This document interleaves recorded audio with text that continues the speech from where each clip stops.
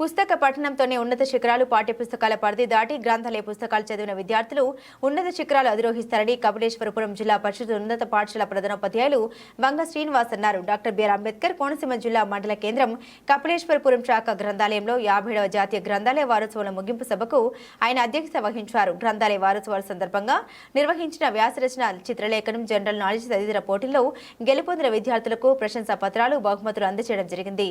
ఈ కార్యక్రమంలో Vivekananda convent principal Chittoor Nagendra Prasad, apostolic life church pastor K Yesuratnam, social welfare assistant Satish, ఉపాధ్యాయురాలు లలిత కుమారి మరియు విద్యార్థులు పాల్గొన్నారు. అనంతరం గ్రంథాలయ అధికారి డి శివ కుమారి వందన సమర్పణ చేశారు.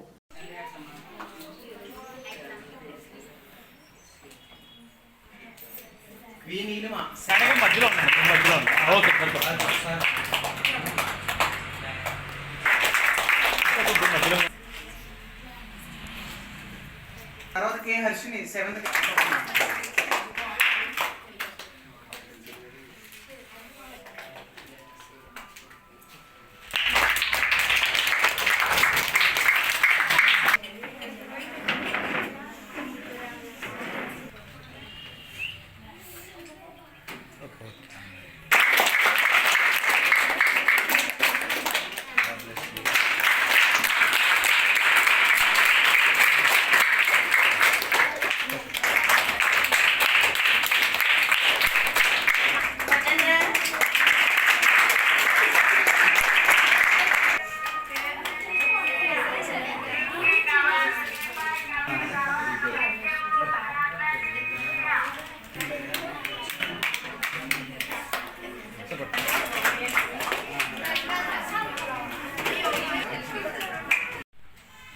ఎంత డబ్బు సంపాదించినా మీరందరూ బాగా చదువుకుంటారు, మంచి ఉద్యోగాలు వస్తాయి, చక్కగా ఓ డాక్టర్ అవుతున్నారు, ఇంజనీర్లు అవుతున్నారు, సాఫ్ట్వేర్ అవుతున్నారు, హార్డ్వేర్ అవుతున్నారు, లేదా టీచర్లు అవుతున్నారు, అవుతున్నారు.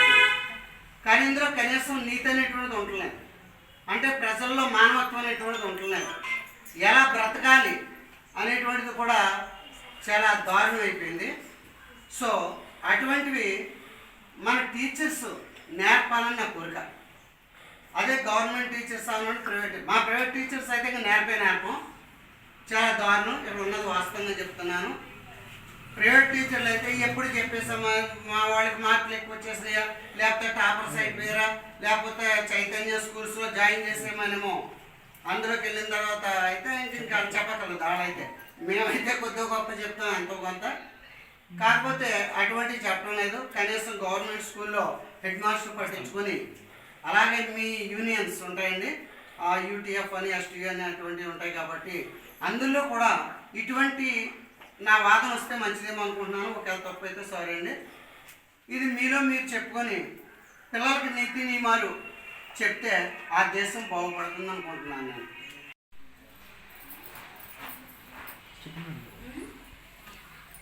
ఈ 57 జాతీయ గ్రంథాలయ వారోత్సవాలు మనకి ముగింపు రోజు వచ్చింది. ఈరోజు వారం రోజుల నుండి కూడా వివిధ రకాల కార్యక్రమాలు చేయడం జరుగుతుంది. అలాగే ప్రతి కార్యక్రమానికి కూడా పిల్లలందరూ బాగానే పార్టిసిపేట్ చేశారు. చాలా సంతోషంగా ఉంది. ఈ కార్యక్రమానికి సహాయ సహకారాలు అందించిన మన ప్రధానోపాధ్యాయుల వారు, అంటే పిల్లల్ని రోజు ఫోన్ చేయగానే ఇక్కడికి పంపించి వాళ్ళు పార్టిసిపేట్ చేసి రమ్మని చెప్పి వాళ్ళని ఎంకరేజ్ చేసి పంపించినందుకు వారికి ప్రత్యేకంగా కృతజ్ఞతలు. అలాగే ఈ కార్యక్రమాన్ని ఇంత విజయవంతం చేసిన ప్రతి ఒక్కరికి కూడా పేరు పేరున కృతజ్ఞతలు తెలియజేస్తున్నాను. మన వివేకానంద స్కూల్ మాస్టర్ కూడా ప్రతిరోజు సార్ ఫోన్ చేసి టైం అయిన పిల్లల్ని పంపించండి అంటే ముందుగానే పంపించేవారు. వారికి ప్రత్యేక కృతజ్ఞతలు. ప్రతి ఒక్కరికి, పిల్లలకి కూడా, ఎందుకంటే మీరు కూడా చాలా యాక్టివ్గా ఈ పోటీల్లో పాల్గొనడం జరిగింది. నాకు చాలా సంతోషంగా అనిపించింది. నేను ఇంకా ప్రతిసారి ఇదే మాట చెప్తున్నాను, నేను ఎవరు అనుకోకుండా మీరు ప్రతిరోజు కూడా ఇలాగే రావాలని. నేను లైబ్రరీకి ఎప్పుడు కూడా మనకి ఇదే వాతావరణం, పండుగ వాతావరణంలో ఉంది వారం రోజులు. ఇలాంటి వాతావరణాన్ని నేను ప్రతిరోజు కోరుకుంటున్నాను. ప్రతిరోజు వచ్చి మీరు అంతా పుస్తకాలు చదువుకోవాలని నేను ఆశిస్తున్నాను. కార్యక్రమాన్ని ఉద్దేశించి మన ప్రధానోపాధ్యాయుల వారిని ప్రసంగించవలసిందిగా నేను కోరుకుంటున్నాను. జాతీయ గ్రంథాలయ కపిలేశ్వరం గ్రామంలో జరుపుకున్నాము. మరి చక్కగా మేడం గారు, నేను వచ్చి 2 years అయింది. 2 years నుంచి ఇక్కడ కార్యక్రమాలు పరిశీలిస్తే మేడం గారు ప్రత్యేకమైన దృష్టి పెట్టారు. ఇంచేతంటే పిల్లల్లో నైపుణ్యతను కల్పించాలి, వారిలో ఉన్న సృజనాత్మక శక్తిని పెంపొందించేతంటే గ్రంథాలయం అంటే ఓన్లీ బుక్స్ రీడింగ్స్కి మాత్రమే కేటాయిస్తారు. కానీ ఇక్కడ మీలో ఉన్న స్కిల్స్ను కూడా బయటకు తీసుకురావాలి. మిమ్మల్ని ప్రోత్సహిస్తే రేపు పొద్దుట మీరు మంచి భావి భారత పౌరులుగా తయారవుతారనే దృష్టితో మరి మేడం గారు చక్కటి కార్యక్రమం నిర్వర్తిస్తున్నారు. మరి ఇటువంటి కార్యక్రమానికి ఇచ్చేసిన మన మాస్టర్ గారికి, అదేవిధంగా వివేకానంద స్కూల్ ప్రిన్సిపాల్ గారికి, మరి అదేవిధంగా సోషల్ వెల్ఫేర్ అసిస్టెంట్ మన సతీష్ గారికి, మరి అదేవిధంగా తెలుగు మేడం గారికి, మరి ఇక్కడికి ఇచ్చేసిన విలేకరులందరికీ, మరి అదేవిధంగా అందరికీ నా యొక్క నమస్కారాలు. మరి విద్యార్థులందరికీ నా యొక్క అభినందనలు. ఎంచేతంటే ఈ గేమ్స్లో మీరు అందరూ చక్కగా పార్టిసిపేట్ చేసి మీరు విజయాలు సాధించారు.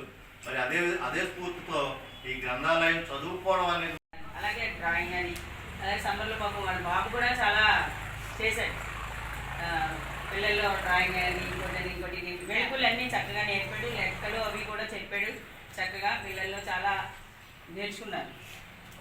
ఇప్పుడు మీకు ఏంటంటే విద్య అనేది నిగూఢంగా దాచుకున్నటువంటి ధనం, రహస్యంగా మనకు తెలియదు. అది మనలో ఉన్నటువంటి రహస్యమైన ధనం లాంటిది అనమాట.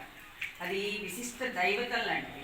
ఎక్కడికి వెళ్ళినా కానీ పూజింపబడతాం. అందు గురించి పఠనావగాహన పెంచుకుని మీరు చక్కగా విద్య నిగూఢ గుప్తమగు విత్తము రూపము పురుషాళికి విద్య యశస్సు భోగకరి విద్య గురుండు విదేశ బంధుడున్ విద్య విశిష్ట దైవతము విద్యకు సాటి ధనంబు లేదిలన్ విద్యను పాడ పూజితము విద్య నెరుంగని వాడు మర్చుడే.